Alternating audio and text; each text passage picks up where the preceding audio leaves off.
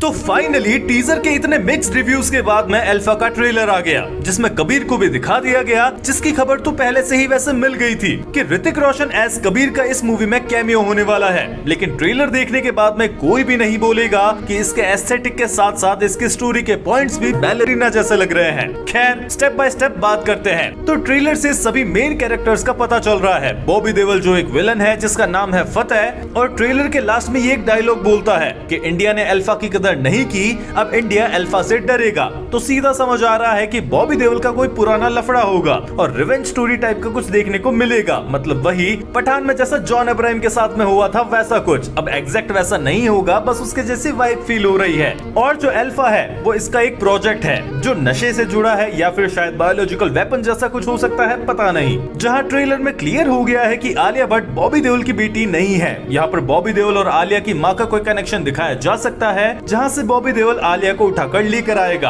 अब बॉबी देओल आलिया भट्ट को बचपन से ट्रेन कर रहा है, फिर आलिया भट्ट को पता चल जाएगा कि ये आदमी खराब है और वो सही मौके की तलाश में होगी कि कैसे बॉबी देओल पर अटैक किया जाए। जहाँ बात करी जाए इस अटैक सीन की, तो ये अटैक वाला सीन बिल्कुल भी अच्छा नहीं लग रहा है, मतलब बहुत ही गंदा लग रहा है। खैर इसमें शर्वरी को भी दिखा दिया गया जो आलिया के साथ में बड़ी हुई होगी शायद, क्योंकि इनकी बॉन्डिंग भी यहाँ पर काफी अच्छी से दिखाई जा रही है, या फिर ये दोनों बाद में भी आपस में मिले होंगे, हु नोस। जहाँ एक पॉसिबल थ्योरी ये भी है कि शर्वरी का जो कैरेक्टर है वो असल में कबीर की बेटी रूही है। इसके काफी चांसेस हो सकते हैं, इसलिए इस सीन में ऐसा भी लग रहा है कि शर्वरी ही आलिया को कबीर के पास में लेकर आएगी। जहां अनिल कपूर का रोल भी सीनियर का है, जो अभी तक कर्नल लूथरा ने काफी बढ़िया तरीके से निभाया था। और मूवी के एंड में ये दोनों लड़कियां फतेह का एम्पायर गिरा देगी, हैप्पी एंडिंग हो जाएगी, और फिर एक पोस्ट क्रेडिट सीन आएगा जो आगे की स्पाई यूनिवर्स की किसी मूवी को टीज करेगा। अब कबीर का कैमियो इन्होंने ट्रेलर में ही रिवील कर दिया, जिससे इनकी डेस्परेशन समझ आ रही है कि कैसे भी करके ऑडियंस को खींचा जाए।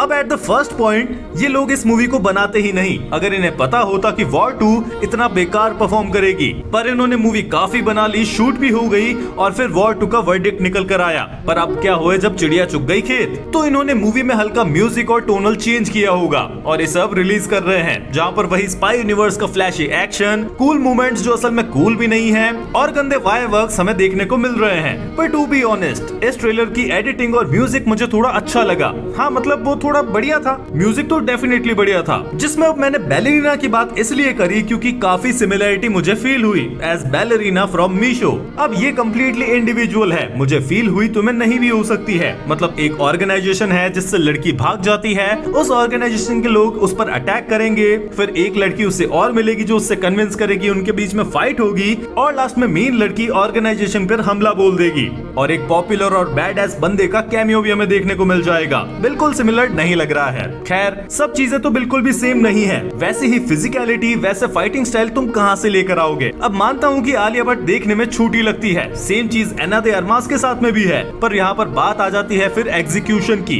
एक्शन स्टाइल की। अब ऐसे फायरवर्क्स के साथ में तो ये बिल्कुल भी इंटिमिडेटिंग या फिर पावरफुल या फिर डोमिनेटिंग तो नहीं लग रही है। ऐसा लग रहा है कि बच्चे को झूला दे रहे हैं बस। मेन एक्शन शायद मूवी में अच्छा हो जाए, पर ऐसे सीन को देखकर तो बिल्कुल भी फील नहीं हो रहा है। और ऐसे सीन को ट्रेलर में अप्रूवल कैसे देते हैं, वो भी इतने स्लोमो सीन में, छोड़ो। पर इस मूवी से हल्की सी उम्मीद तो है क्योंकि इसका डायरेक्टर पर भरोसा है, क्योंकि उसी डायरेक्टर ने रेलवे मैन जैसी सीरीज बनाई है जो काफी इमोशन हैवी एंगेजिंग सीरीज है। तो एक्शन डिपार्टमेंट सीजीआई डिपार्टमेंट को अलग रखें तो स्टोरी एलिमेंट और डेप्थ शायद हमें देखने को मिल सकती है, जिसके लिए तो वेट ही करना पड़ेगा 3 जुलाई तक का। रुको रुको रुको रुको, एक और बात मेरे दिमाग में आई कि वॉर 2 में जैसा ब्रोमांस दिखाया गया था वैसा ही अब इस मूवी में गर्ल रोमांस भी फील हो रहा है। मतलब राइवलरी, टांग खिंचाई, एक साथ डांस, मतलब सिमिलरिटी तो फील हो ही रही है। मतलब जो लगा मुझे मैंने बस बता दिया, तुम बताओ तुम्हें ऐसी सिमिलरिटी फील हुई या फिर नहीं, और तुम्हें इस मूवी से कितना मतलब है। ये मूवी तुम देखोगे नहीं देखोगे अभी सोचा नहीं है, जो भी थॉट्स है वो कमेंट्स में बताओ। वीडियो पसंद आया तो लाइक करो, ज्यादा पसंद आया तो एक दोस्त के साथ में शेयर करो, सब्सक्राइब करो ऐसी और इंटरेस्टिंग वीडियोस देखने के लिए। मिलते हैं नेक्स्ट वीडियो में, तब तक के लिए बाय।